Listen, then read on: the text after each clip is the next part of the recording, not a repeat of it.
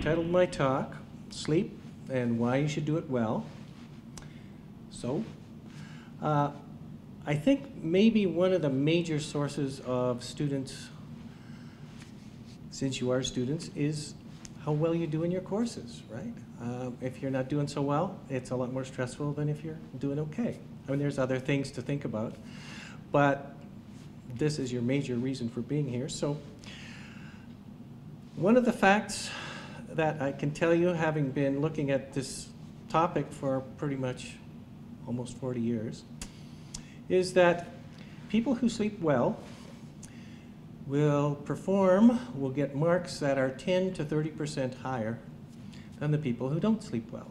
Okay, so 30%, that means 50 versus 80. Okay, so this is an important percentage, even though it doesn't seem to be absolutely huge. All right, the kinds of material that you learn here are, we call them declarative, one kind of memory. And declarative memory is memorizing stuff, right? And every course has lots of stuff to memorize. That is something then that you can regurgitate back when you're on the exam. I mean, it's just a necessary part of most courses. There's another kind of learning, and that's called procedural. And there's one set of procedural things has to do with motor learning and so on. The kind that you're probably involved in is learning new ways of thinking about things, coming up with solutions to problems. You go to bed at night not knowing how to do this problem. You wake up in the morning, boom. Why was it so hard? Now you can do it, okay? All right, so there's these two kinds of material, and most courses have a mix of both. You have to memorize some stuff and you have to understand some stuff, okay? Now then, I'm going to talk about two kinds of sleep. Rapid eye movement sleep. I think Rem sleep is something that's been, it's in funny papers now. Everybody seems to know sort of what Rem sleep is. And if you've taken a course in it and you've heard about sleep, then you'll know more than I'm going to tell you. But in case you haven't just thought about it lately, I'll fill you in. First of all, REM sleep is a kind of sleep where your brain is very busy and your body is completely paralyzed. You cannot move at all, except for your eyes. Your eyes, at certain times during this kind of sleep, will move back and forth together. They're always together, up and down, oblique, and so on.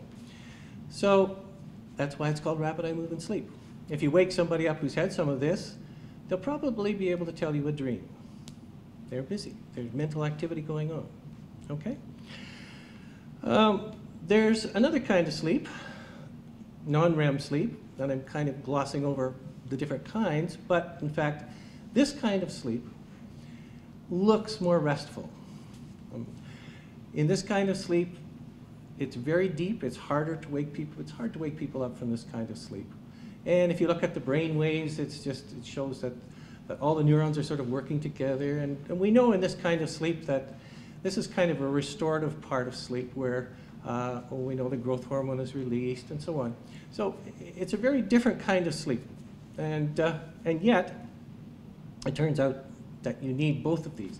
Most of this very restful looking kind of sleep happens in the first third of the night, and most of the REM sleep happens in the last third half of the night, okay? There's cycles, but when you get it all added up, that's the way it's proportioned out, all right? So these are the two kinds of sleep. Now, it turns out that if you want to remember some new problems, or you want to solve some problems that you hope you'll be able to figure out by maybe sleeping overnight and figuring out in the morning, REM sleep is your kind of sleep. All right.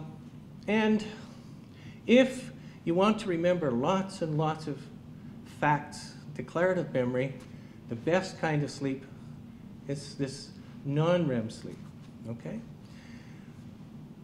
You need both. And when you're young, The good news is that you get lots of non-REM sleep. When you get a little older, not so much. So the best time to memorize is while you're young. All right? You can still do it when you get older, I find, but not nearly as well. All right, so you got these two kinds of learning, you got these two kinds of sleep. Now, I could say to you, so in order to get all of these kinds, best that you go to bed at 10:30 and get up at 7:30, be good people.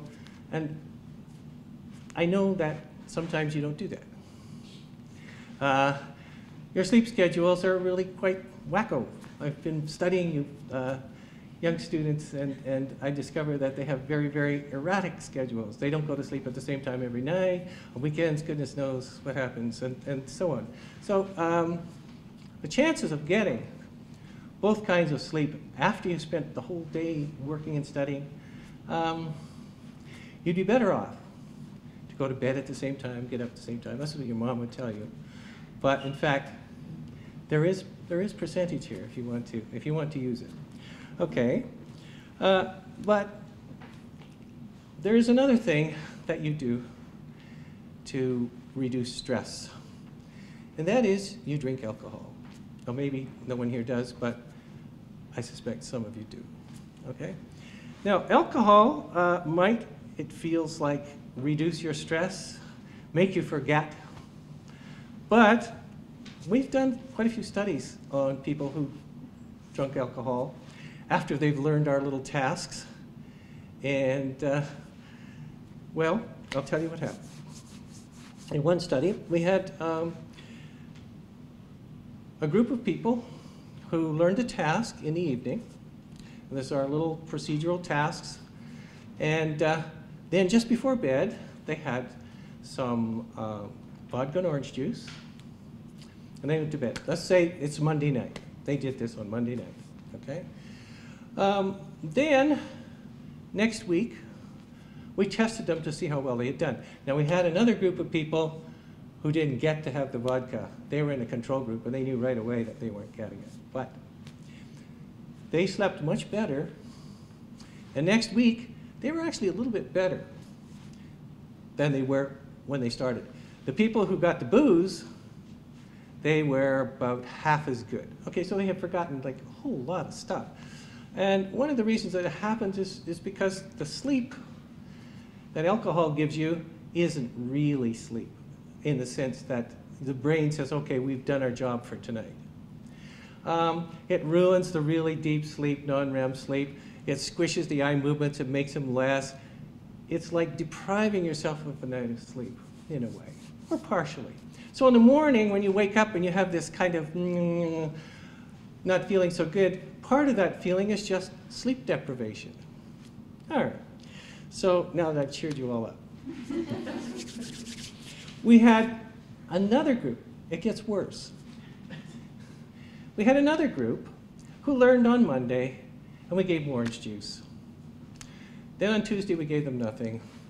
But on Wednesday evening, now I haven't learned anything new, they just whatever they learned Monday. On Wednesday night, they had 3 drinks or more, depending on their weight, of vodka and orange juice. So they got the booze too. We tested them next week, and they were lousy on what they had learned on Monday night. Okay, so drinking 2 nights after you've learned something is still bad. So when are you supposed to drink? I don't know. All right, so what we did, we had one group drink, we had them learn a task at 4 in the afternoon, until about 5, and then one group of people drank from 5 to 6. The other group of people waited just until bedtime. Now then, the people who drank from 5 to 6 were fine when we tested them a week later. But the people who drank just before bed, they were real dumb, just like the other people who drank. So, and I can't believe I'm winding up telling you this, but the time to drink is at supper time, or at least 4 hours before you sleep, simply because it takes about that long for your alcohol to metabolize. Now, I don't know if there's still the rule in Australia. It was called the 5 o'clock swill. And the rule was that at 5 o'clock the pub opened and at 6 o'clock it closed. So there was 1 hour. So the guys are all set with these power siphon things that just blasted your glass full, and you just stood and there was beer everywhere. And you drank as much as you could in that hour, and then it was it. And it turns out they were probably right. Because it's better than to drink so that you're left. Unfortunately, your style, now think about your style. You work really hard Monday and Tuesday and Wednesday. And Thursday you say, I deserve a break today. So Thursday evening you go drinking with your friends. Okay, you have lost 30% of Thursday and 30% of Tuesday. Oh, you still got Monday and Wednesday, unless you went out Wednesday. Think about this next time you're with your friends and all is well, because you are in fact impacting just how much you will remember. Okay, so I don't have much else to say. I want you to sleep well. And I'm sure that it will reduce your stress, simply because you'll get higher marks. I'm done.